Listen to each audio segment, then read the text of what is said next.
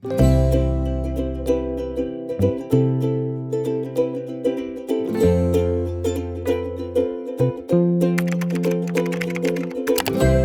콘텐츠의 매력을 가장 잘 보여주는 도시, 바로 안동이죠.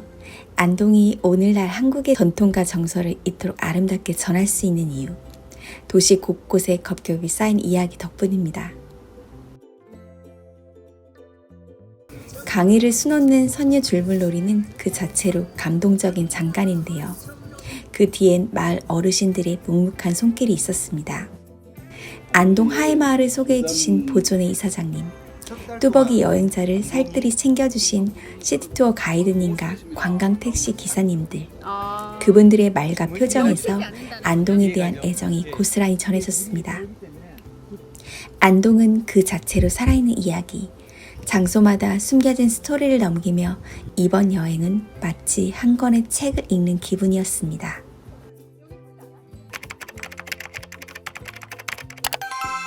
하회마을 입구에선 종합 안내소와 하회마을 보존회가 반겨줍니다.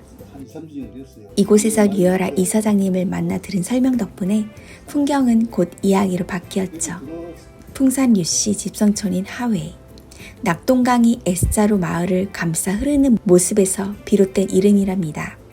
재미있는 전승도 들었어요. 집을 지으니까 그 대들보가 넘어지는 거예요. 기둥이 바람이 불고 이래갖고 그래서 집을 못 지었어요. 몇 번이나 하다가 안 돼가지고 어떻게 할까 한중에 이제 꿈속에 그 적선 남에게 좋은 일을 베푸는 한 선조가 꿈에서 좋은 일을 베풀라는 계시를 받고 3년 동안 적선을 한 뒤에야 집을 완성할 수 있었다는 이야기인데요.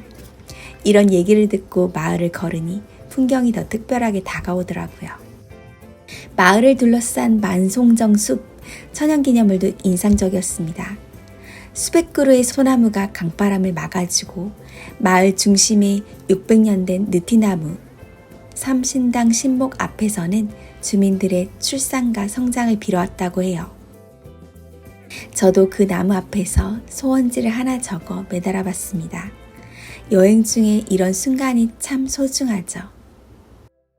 집들은 남양 대신 낙동강을 향해 앉았고 이는 풍수지리로도 길하다고 합니다. 양진당, 충효당과 같은 고택들은 조선 선비의 숨결을 담아 오늘도 숨을 쉽니다. 이 가치로 하회마을은 2010년 유네스코 세계유산에 등재되었어요. 이사장님께서 여행의 시작은 부용대에서라고 하셨던 이유를 저는 이곳에서 바로 알게 됐습니다. 정상에 오르니 마을이 마치 강의 연꽃처럼 떠있는 모습으로 한눈에 들어오더라고요. 그래서 부용이란 이름이 붙여졌다고 합니다. 근처의 옥연 정사에서는 서해 류종년 선생이 징비록을 집필한 곳이죠. 징비, 지난 과오를 경계해 다시는 되풀이하지 말자는 뜻입니다. 전쟁의 참상을 기록하며 후세의 경계의 뜻을 남기던 마음을 조금이나마 헤아려 봅니다. 강을 따라 조금 더 가면 병산 서원이 나옵니다. 서해 선생이 31세에 세운 서원으로 지금은 조선시대 대표 서원 중 하나로 꼽히죠. 여름 배롱나무 꽃과 어우러진 모습인데요. 조금 더 일찍 왔더라면 만개한 모습을 볼 수 있었을 텐데 약간의 아쉬움은 있었지만 여전히 아름다운 모습을 하고 있었습니다. 이날은 특별한 날이었습니다.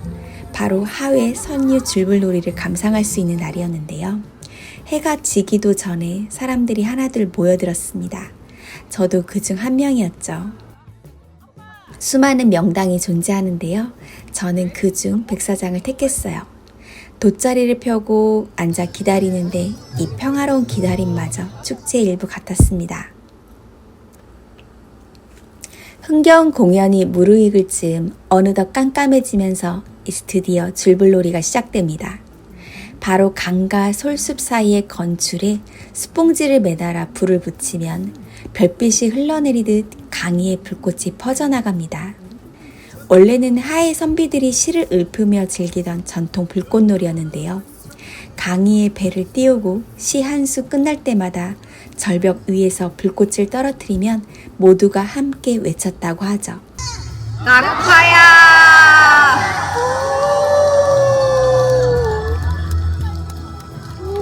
낙화야. 저희도 함께 외치면서 낙화를 감상할 수 있었어요. 이때 화는 불꽃의 화가 아니라 꽃 화자라고 합니다. 우와 멋있다. 이 놀이에는 4가지 불꽃이 어우러집니다. 줄에 매단 불씨가 별꽃처럼 흩날리는 줄불, 절벽 위에서 떨어지는 낙화, 그리고 강 위를 유유히 떠내려가는 달걀불, 그리고 강위에서 즐기는 선유놀이까지. 제가 방문한 8월 말 이후 9월에서 11월까지 5차례나 더 있을 예정이라고 해요. 안동 여행을 계획하신다면 선유 줄불놀이 일정을 꼭 참고하셨으면 해요. 때마침 제가 예약한 숙소가 바로 선유 줄불놀이 앞이었는데요. 기다림의 시간이나 끝나고 나서 이동하는 시간이나 너무 편하고 좋았어요. 이왕이면 하회마을 안에서 숙박하시길 추천드립니다.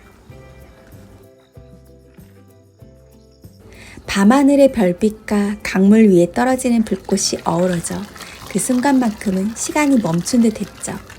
하지만 마음 한켠엔 이런 궁금증이 남았습니다.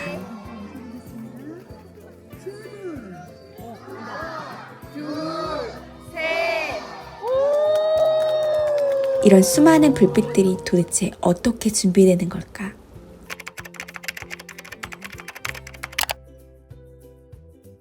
그 답은 다음날 아침에 찾아왔습니다. 민박집 사장님의 안내에 따라 마을 한편으로 향했는데요.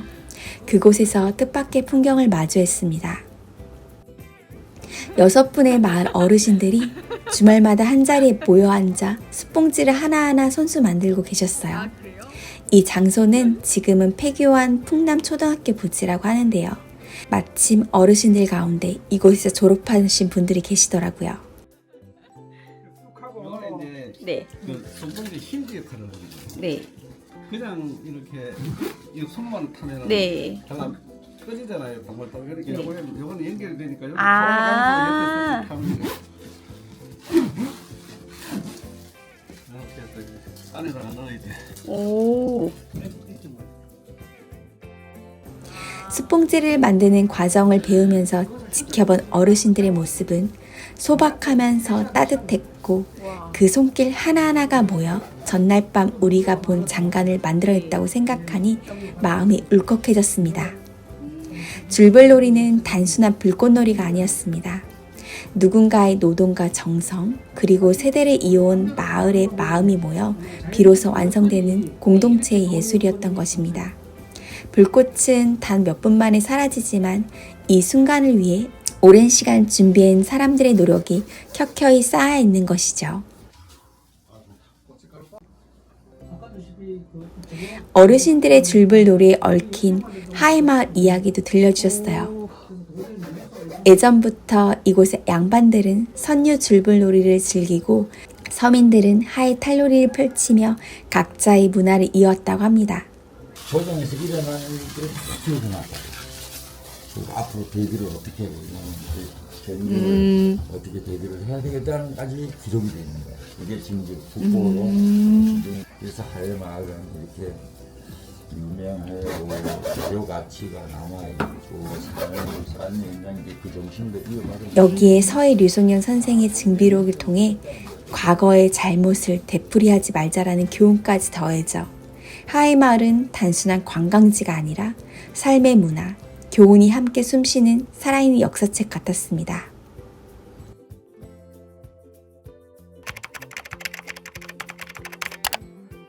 안동을 여행하며 느낀 건 이 도시를 특별하게 만드는 건 사람이라는 사실이었어요. 보존의 이사장님이 전해주신 역사의 이야기 덕분에 풍경이 한편의 책이 되었고요. 제가 머무른 하회 스테이 사장님 덕분에 줄불놀이의 숨은 뒷이야기를 들을 수 있었고 마을 어르신들의 손길에서 안동의 따뜻한 마음을 발견했습니다. 가능하면 약속을 한 방에서 쭉 하는 걸 봤죠, 그죠? 네. 그거 가지고 하고 그래서 이렇게 다 해가지고 이제 수평제를 만드는데 아까 얘기했다시피 6명이 만들어도 하루에 한 500개 정도밖에 못 만들어요. 그래서 3일을 만들어야 어저께 한번 행사할 때 한번 행사할 수 있어요. 근데 여기가 뭐 이분들이 전부 다가 뭐 자기 일이 있는데 또 뚜벅이 여행자에게 든든한 시티투어와 관광택시도 큰 힘이 되었어요. 시티투어는 알찬 코스와 친절한 해설이, 관광택시는 원하는 동선을 섬세하게 맞춰주는 유연함이 장점이었습니다. 무엇보다 가이드님과 기사님들의 세심한 안내 덕분에 여행은 편안하면서도 꽉 찬 시간이 되었습니다.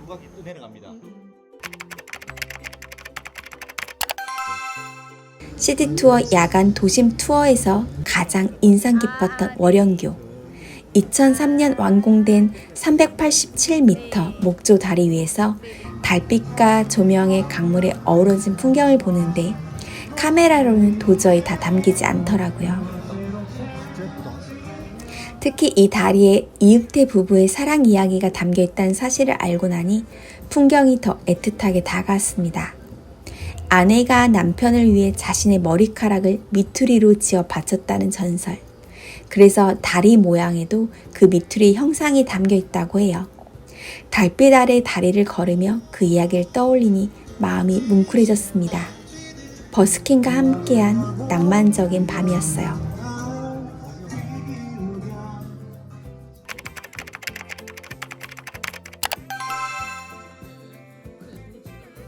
도산서원은 사실 두 개의 이야기로 나뉩니다. 서당과 서원은 어떤 차이가 있습니까? 서당은요, 선생님께서 유생들을 가르칠 때를 서당이라고 부르요. 퇴계가 제자들과 함께 생활하며 가르침을 베풀던 도산서당, 그리고 퇴계 사후에 지어진 학문과 정신을 계승한 도산서원. 특히 1575년 조선의 명필 한석봉이 쓴 편액이 지금도 걸려있다는 사실, 가이드님 설명이 없었으면 모르고 지나칠 뻔했습니다. 이곳을 거닐다 보니 절제의 미학 속에서 학문을 이어가던 선비들의 삶이 조금은 느껴지는 듯 했습니다.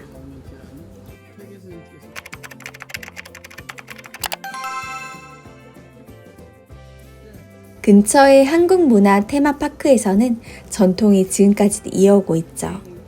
저는 이곳 선비체험관에서 마음에 드는 한복을 골라 입고 한복 마을을 걸었는데요. 기와 지붕 아래에서 한복 자락이 바람에 살짝 흔들릴 때 그 순간만큼은 정말 영화 속 한 장면 같았어요.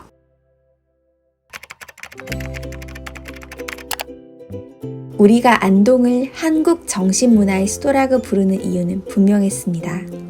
시대마다 쌓인 학문과 공동체의 지혜가 지금도 살아 숨쉬고 있었으니까요.